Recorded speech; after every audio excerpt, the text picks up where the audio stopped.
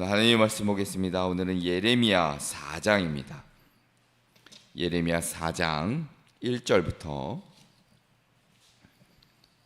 31절까지 제가 가진 구약성경 1055면에 있습니다. 1절부터 31절까지 말씀을 저와 함께 교독하시겠습니다. 여호와께서 이르시되 이스라엘아 내가 돌아오려거든 내게로 돌아오라. 내가 만일 나의 목전에서 가증한 것을 버리고 내가 흔들리지 아니하며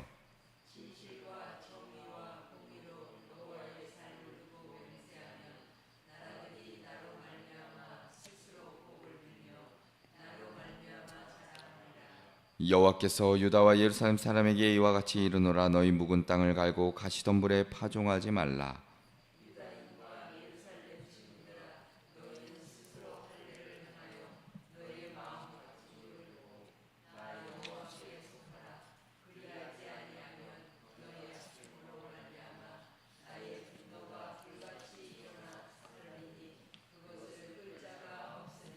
너희는 유다에 선포하며 예루살렘에 공포하여 이르기를 이 땅에서 나팔을 불라하며 또 크게 외쳐 이르기를 너희는 모이라. 우리가 견고한 성으로 들어가자 하고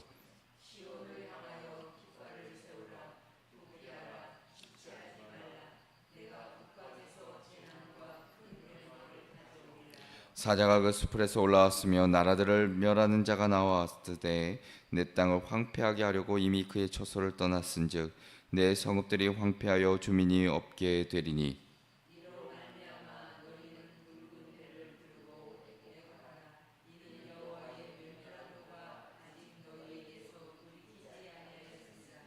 여호와의 말씀이니라. 그날의 왕과 지도자들은 낙심할 것이며 제사장들은 놀랄 것이며 선지자들은 깜짝 놀라리라.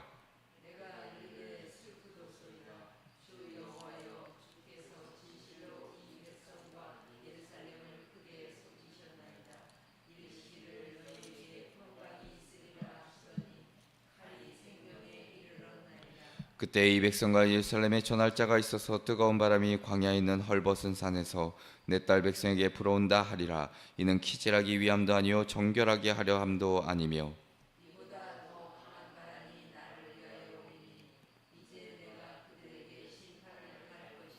보라 그가 구름같이 올라오나니 그의 병거는 회오리 바람 같고 그의 말들은 독수리보다 빠르도다.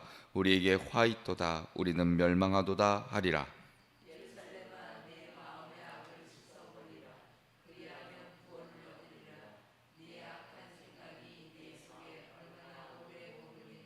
단에서 소리를 선포하며 에브라임 산에서 재앙을 공포하는도다.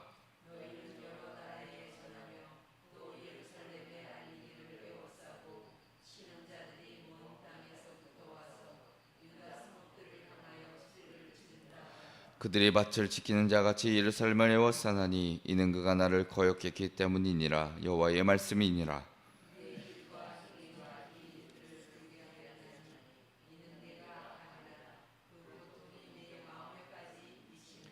슬프고 아프다. 내 마음속이 아프고 내 마음이 답답하여 잠잠할 수 없으니 이는 나의 심령이 나팔 소리와 전쟁의 경보를 들음이로다.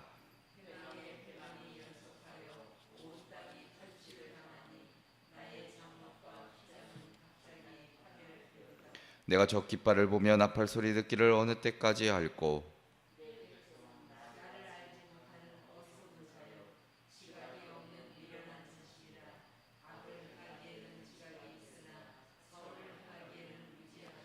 보라 내가 땅을 본즉 혼돈하고 공허하며 하늘에는 빛이 없으며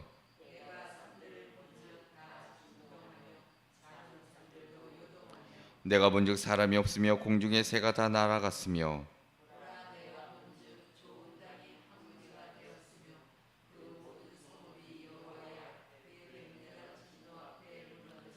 여호와께서 이와 같이 말씀하시길 이 온 땅이 황폐할 것이나 내가 진멸하지는 아니할 것이며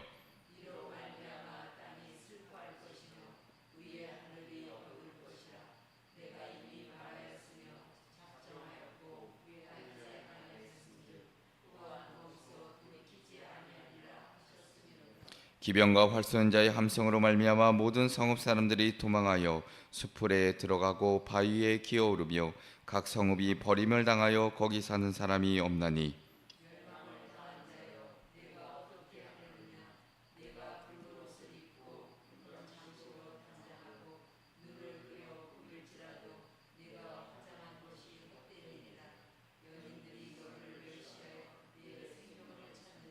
내가 소리를 들은즉 여인이 해산하는 소리 같고 조산하는 자의 고통하는 소리 같으니 이는 시온의 딸의 소리라. 그가 헐떡이며 그의 손을 펴고 이르기를 내게 화가 있도다. 죽이는 자로 말미암아 나의 심령이 피곤하도다 하는도다. 아멘. 할렐루야. 아멘. 오늘도 이 새벽에 주님 전에 나오신 우리 성도님들과 그리고 영상으로 예배하시는 우리 성도님들에게 하나님의 평안이 늘 가득하시기를 먼저 주님의 이름으로 축원합니다. 오늘의 말씀의 제목은 심판 앞에 서는 길입니다. 심판 앞에 서는 길. 사람이 살아가면서 가장 무서운 것은 경고를 무시하는 것일 것입니다. 무시하는 겁니다. 의사의 경고를 무시할 때 작은 증상이 큰 병이 되고 운전하는 중에 경고등을 무시할 때 치명적인 사고로 이어지는 것과 같습니다. 그러나 영적인 삶에서도 동일합니다. 하나님의 경고를 무시한 결과는 개인의 삶뿐만이 아니라 공동체와 그리고 민족 전체에 큰 어려움을 가져다 줍니다. 예레미야 4장은 바로 그 경고의 말씀을 우리에게 들려주시는데, 예레미야는 유다 백성들에게 단순히 돌아오라라는 차원의 그 권면을 넘어서 하나님은 이미 여러 번의 기회를 주셨지만 백성은 마음 깊은 자리에서 하나님을 이미 떠났고 겉으로는 성전과 제사를 지켰지만 실제로는 우상에게 마음을 빼앗기고 있었습니다. 그래서 하나님은 예레미야를 통해 오늘 마음의 할례를 요구하고 계십니다. 단순히 육체의 표식을 넘어 마음 깊은 자리에서 죄와 우상을 제거하고 하나님께 순전히 돌아오라는 명령이기도 합니다. 더 나아가 예레미야 4장은 심판의 모습을 구체적으로 기록하고 있는데, 북방에서 몰려오는 군대라는 것은 단순한 국제정세의 어떤 사건이 힘과 힘의 사건이 아니라 하나님의 심판의 도구로 보아야 합니다.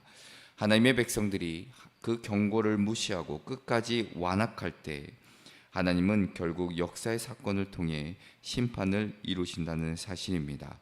그러나 동시에 또한 오늘의 말씀은 하나님의 마음을 우리가 엿볼 수 있는데, 하나님은 유다를 멸망시키기 원하시는 분이 아니라 애통하는 선지자의 눈물을 통해 여전히 돌아오기를 기다리신다는 사실입니다. 그래서 오늘 이 말씀을 통해 우리 역시도 늘 하나님의 경고 앞에 서 있는데, 때로는 물질에, 때로는 쾌락주의에, 때로는 형식적인 신앙과 영적인 무감각 속에 살아가면서도 우리는 여전히 괜찮은 것 같은 자기 합리화와 타협에 빠져 살아가고 있지는 않은지를 돌아보게 하는 말씀입니다. 그래서 오늘 말씀을 통해 우리에게 주시는 귀한 깨달음 세 가지를 살펴보고 함께 기도의 제목을 얻고자 합니다. 그 첫째로는 마음의 할례로 돌아오라입니다. 마음의 할례로 돌아오라. 오늘 4장은 이렇게 시작하기를 여호와께서 이르시되 이스라엘아 내가 돌아오려거든 내게로 돌아오라. 내가 만일 나의 목전에서 가증한 것을 버리고 내가 흔들리지 아니하며 라고 시작합니다. 하나님께서 단순히 형식적으로 돌아오라 말씀하지 않으십니다. 단순히 성전에 나오는 것, 제사를 드리는 것, 입술로만 여호와라라고 부르는 것은 참된 돌아옴과 회개가 될 수가 없다는 겁니다. 하나님은 분명 마음으로 돌아오라고 말씀하고 계시는데, 먼저 우리가 돌아오라라는 것, 우리가 이전에 그 단어를 살펴봤을 때 방향을 바꾸고 삶의 궤도, 삶의 목적, 방향을 바꾸는 것을 뜻합니다. 단순히 발걸음을 돌리는 것을 넘어 내 삶의 존재 전체가 새로운 하나님을 향해 회전하는 것, 바꾸는 것, 변화되는 것을 뜻합니다. 즉 하나님께로 완전히 내 삶의 방향을 변화시키는 것이 바로 돌아오라라는 겁니다. 그런데 하나님은 그 돌아옴의 구체적인 모습으로 바로 4절의 말씀을 보면 이렇게 기록합니다. 유다인과 예루살렘 주민들아 너희는 스스로 할례를 행하여 너희 마음 가죽을 베고 나 여호와께 속하라. 그리하지 아니하면 너희 악행으로 말미암아 나의 분노가 불같이 일어나 사르리니 그것을 끌 자가 없으리라 말씀하십니다. 자, 유대인들에게 할례는 하나님의 백성이라는 표식이었고 아브라함의 후손임을 증명하는 어떤 신앙적인 상징과 같습니다. 자, 그런데 하나님은 그것을 넘어서 단순히 육체의 표식으로 만족하지 말고 마음속 깊은 자리에서 우상과 죄악을 잘라낼 것을 말씀하십니다. 삶의 방식과 가치관까지도 완전히 바꿀 것을 명령하고 있습니다. 하나님께서는 이러한 진정한 회개, 돌이킴 없이는 하나님의 분노가 불같이 일어날 것이라 경고하고 있습니다. 자, 오늘 말씀에 배다라는 것, 철저한 단절과 끊어짐을 요구합니다. 하나님과의 관계를 방해하는 모든 것들을 뿌리채 제거할 것을 말씀하십니다. 자, 오늘날 우리도 마찬가지입니다. 예배당에 나와 앉아 있다고 해서 세례를 받고 교회 공동체가 되었다고 해서 그것이 곧 마음의 변화, 내적 갱신을 보장하지는 않습니다. 하나님은 형식이 아니라 중심을 원하시는데, 자, 우리의 마음이 여전히 세상적인 욕망과 우상으로 가득 차 있다면 그 모든 겉모습은 하나님 앞에 아무런 의미가 없다는 것입니다. 예레미야는 오늘 말씀처럼 마음 가죽을 베고 나 여호와께 속하라 외칩니다. 대단히 아프고 고통스러운 작업입니다. 내 자아를 잘라내고 익숙한 죄악을 끊어내는 일은 결코 쉽지 않습니다. 그러나 그 고통을 감수하지 않으면 결국 더 큰 심판의 칼날이 우리를 삼키게 됩니다. 하나님은 우리를 살리기 위해 지금 이 순간에도 마음의 변화와 결단을 요청하고 계십니다. 사랑하는 성도 여러분, 하나님은 형식적인 신앙이 아니라 진정한 변화된 그 마음을 원하십니다. 이제껏 쌓아온 자기의 의, 종교적인 습관, 세상의 욕망이라는 마음의 가죽을 잘라내버리고 오직 하나님께만 속한 자로 서야 한다는 것을 잊지 마시고 그것이 진정으로 돌아옴이라는 것을, 참된 회개라는 것을 기억하시는 저와 여러분 되시기를 주님의 이름으로 축원합니다. 둘째로는 심판의 나팔 소리를 들으라입니다. 심판의 나팔 소리를 들으라. 자, 예레미야는 5절부터 백성들에게 긴급한 나팔 소리를 울리들 선포하는데, 자, 5절의 말씀을 보니까 너희는 유다에 선포하며 예루살렘에 공포하여 이르기를 이 땅에서 나팔을 불라 하며 또 크게 외쳐 이르기를 너희는 모이라 우리가 견고한 성으로 들어가자라고 기록합니다. 자, 단순한 경고를 넘어 하나님의 심판이 실제로 임박했음을 알리는 경고입니다. 당시 고대 사회에서 나팔은 군사적인 위기를 알리는 신호입니다. 성문에서 나팔이 울리면 백성들은 성 안으로 급히 모여들었고 전쟁의 긴장감이 그 백성들의 마음을 사로잡게 됩니다. 자, 예레미야는 바로 그런 상황을 그려내며 유다가 결코 방심해서는 안 된다는 것을 강조하고 있습니다. 자, 또한 6절의 말씀을 보니까 시온을 향하여 깃발을 세우라, 도피하라, 지체하지 말라, 내가 북방에서 재난과 큰 멸망을 가져오리라. 자, 성 안의 안전마저 보장되지 않고 있음을 말씀해 주고 있는 겁니다. 하나님께서 북방에서 재앙을 몰고 오신다. 이 북방이라는 것, 우리가 잘 아는 대로 바벨론을 상징합니다. 즉 하나님의 심판은 대단히 구체적이고 실제적인 방식으로 그들의 삶을 뒤흔드는 침략으로 나타내게 될 것임을 경고하고 있습니다. 특별히 7절의 말씀을 보면 사자가 그 수풀에서 올라왔으며 나라들을 멸하는 자가 나왔으되라고도 기록하고 있습니다. 자, 사자라는 것, 우리가 바벨론의 군대를 가리키지만, 자, 동시에 하나님이 친히 사용하시는 심판의 도구도 상징됩니다. 그러니까 사람들이 바벨론이 우연히 강성해져서 자신들을 침략한다고 생각했을지도 모르지만 예레미야는 그것조차 하나님의 주권적인 역사라는 것을 선포하고 있는 겁니다. 자, 그러자 8절은 이렇게도 기록하는데, 자, 이로 말미암아 너희는 굵은 배를 두르고 애곡하라. 이는 여호와의 맹렬한 노가 아직 너희에게서 돌이키지 아니하였음이라 기록합니다. 우리가 늘 굵은 베옷이라는 것, 회개의 상징이기도 하지요. 심판을 피할 수 있는 길은 군사력이나 어떤 외교적인 동맹이 아니라 하나님 앞에 통회하고 돌아오는 것이라 말씀합니다. 자, 그런데 안타깝게도 백성들의 마음은 여전히 돌이키지를 않습니다. 14절에 보면 예루살렘아 내 마음의 악을 씻어버리라 그리하면 구원을 얻으리라. 내 악한 생각이 내 속에 얼마나 오래 머물겠느냐라고 외치지만 그들의 마음은 여전히 완악했다라는 겁니다. 하나님은 마음의 죄가 문제임을 분명히 앞서 말씀하셨죠. 겉으로 종교적인 의식을 치르는 것, 이것이 아니라 마음 깊은 곳에서 죄악을 제거하지 않으면 구원이 없다는 것을 분명히 말씀해 주셨습니다. 자, 오늘 이 14절의 말씀에도 보면 내 마음의 악을 씻어버려라, 깨끗하게 하는 행위를 가리키지요. 죄는 그렇게 제거하지 않으면, 강력하게 떨쳐버리고 제거하지 않으면 계속해서 우리를 더럽힌다는 사실을 보여주는 말씀이기도 합니다. 자, 15절부터 16절에 보면 단순한 위협을 넘어 실제로 그 재앙의 소식이 각 성읍에 전해진 장면이 기록되어 있습니다. 자, 15절에는 단에서 소리를 선포하며 라고 기록하는데 이미 북쪽 국경에서 적군이 들어오고 쳐들어오고 있다는 소식을 뜻하지요. 심판은 더 이상 미래가 아니라 현실이 되었다는 사실을 밝혀줍니다.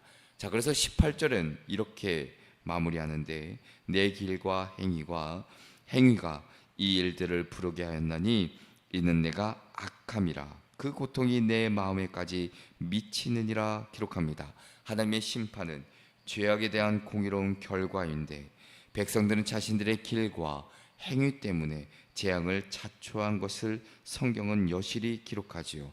결국 죄가 사람의 길을 결정하고 죄가 마음을 사로잡을 때 그것은 반드시 심판으로 이어진다는 사실을 예레미야는 우리에게 외치고 있습니다. 오늘 우리의 삶도 분명 다르지 않을 것입니다. 죄는 언제나 작은 습관처럼 시작되지만 결국 길이 되고 삶의 방식이 되고 마침내 우리의 마음을 지배합니다. 하나님께서는 그것을 경고하시고 심판의 나팔을 미리 울리신다는 사실입니다. 지금이라도 경고의 울림에 우리가 귀를 기울이고 악한 길에서 돌아서는 결단, 그 결단이 우리 가운데 있어야 될 줄로 믿습니다. 끝으로는 주님의 애통한 마음을 잊지 말라입니다. 주님의 애통한 마음을 잊지 말라. 자, 19절부터 말씀을 보면 예레미야는 마치 전쟁의 한가운데 서 있는 듯한 그 절규를 토해내는데, 자, 19절의 말씀을 보니까 슬프고 아프다, 내 마음속이 아프고 내 마음이 답답하여 잠잠할 수 없으니 이는 나의 심령이 나팔 소리와 전쟁의 경보를 들음이로다. 자, 선지자의 가슴을 찢는 이 부르짖음은 단순히 개인의 감정이 아니라 하나님의 심정을 대언하고 있습니다. 백성들이 멸망으로 치닫는 모습을 바라보며 하나님은 공의로 심판하면서도 동시에 애끓는 마음으로 탄식하고 계십니다. 20절의 말씀을 보면 패망에 패망이 연숙하여 온 땅이 탈취를 당하니라고 기록하지요. 그리고 나의 장막과 휘장은 갑자기 파멸되도다.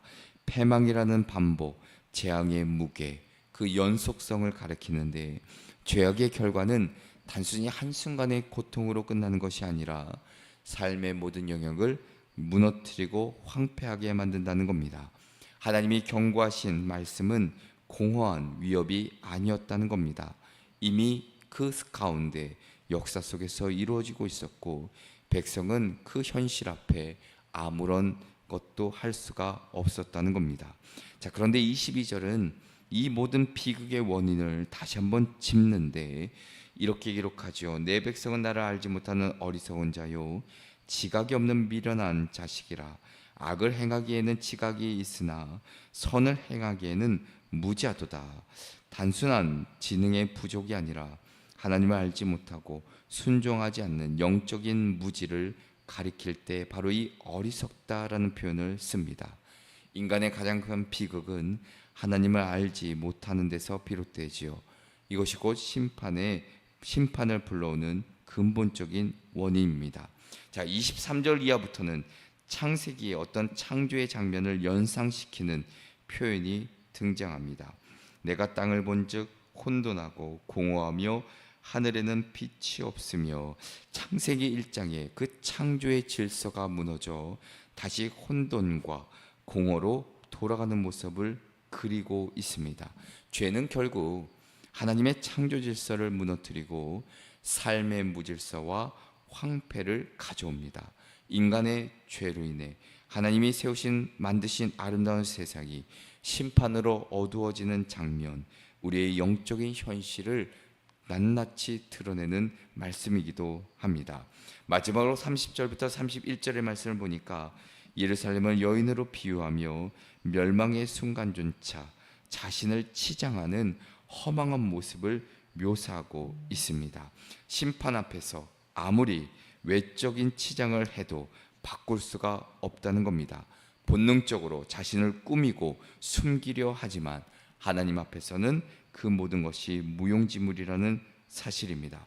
결국 31절에서 예레미야는 이렇게 기록하지요. 내가 소리를 들은즉 여인의 해산한 소리 같고 초산한 자의 고통한 소리 같으니 이는 이 시온의 딸의 소리라. 그가 헐떡이며 그의 손을 펴고 이르기를 내게 화가 있도다. 죽이는 자로 말미암아 나의 심령이 피곤하도다.